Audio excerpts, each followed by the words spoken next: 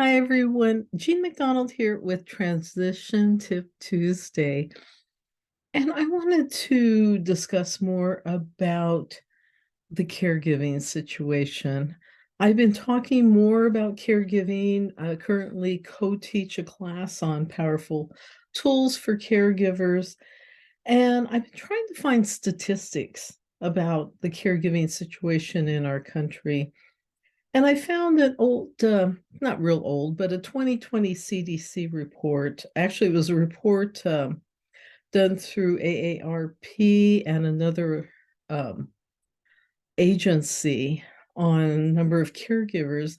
And they felt that 21.3% of Americans are currently or will be a caregiver in the within 12 months. So, what does this mean for us? Well, it means, at least in my mind, because first of all, I think that statistic is low because I've been a caregiver 3 times. And first two, there was no documentation. This last time, I believe the hospital has information that I'm the official caregiver or a patient advocate or representative for my brother. But it means that our country, we're getting older. We have more serious chronic illnesses and disabilities. We have more care receivers, so therefore we have more caregivers. The big issue is that caregivers are not taking care of themselves. The disease rate or the illness rate of caregivers is going up and up, especially those that they're unpaid. They're doing caregiving at least 20 hours a week, sometimes full time. They're they're stuck in the situation 24/7 and they're experiencing emotional fatigue, sometimes emotional abuse. They're experiencing oftentimes financial issues because you're not getting paid to be a caregiver, and often you are taking care of expenses out of pocket. And then, of course, the physical toll on caregivers. They're spending so much time caring for others that they're not caring for themselves. What is the solution to this? Well, first of all, most caregivers are not trained to be caregivers. So what I'm trying to do with some of these Transition Tip Tuesday videos and some other talks and videos I'm putting together is kind of putting together the basics of caregiving and really stressing the importance of taking care of yourself as a caregiver. I remember back when I got the call that my mother had cancer. It's my first gig as a caregiver.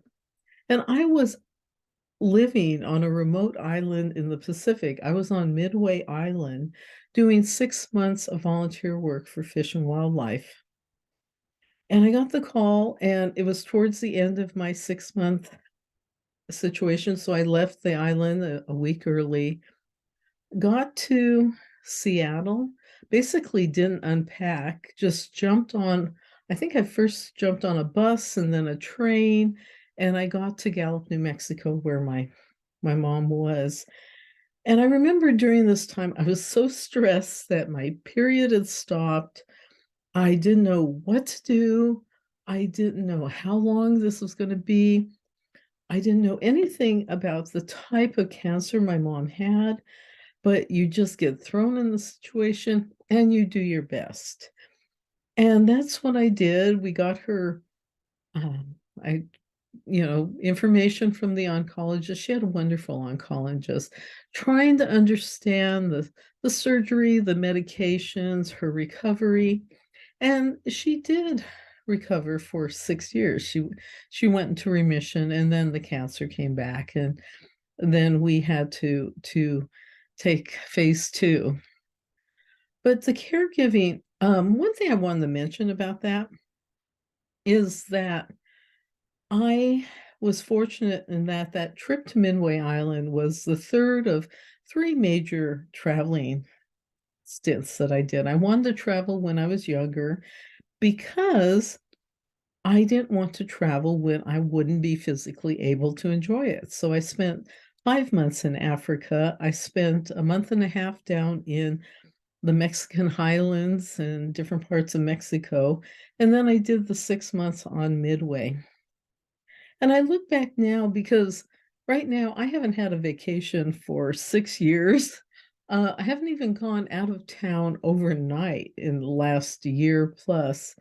That I was so fortunate that I got to do so much travel when I was younger, when I was healthier, and also before having to be a caregiver. And so I look at my life now, and we're trying to figure out how to take a week off. And it's difficult juggling because I'm a caregiver, my partner's a caregiver, we have animals. It's just like, wow, how do we do this? But it's important as caregivers that we do take time for ourselves, that we do refocus on our own physical health, our own emotional health.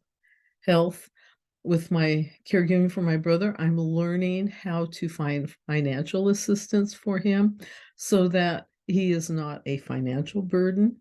And it all starts to come together. Being a caregiver is a huge transition, and it's one I'll keep talking about more and more.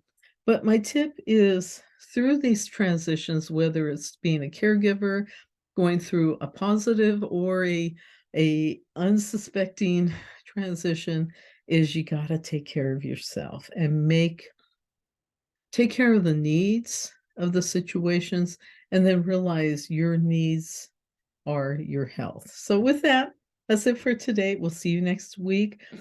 My website's Care Without Despair. I'm adding to and changing that constantly, and I appreciate um, that. I love what I do, and my theme for this year is live each day with love in your heart. Take care. Bye.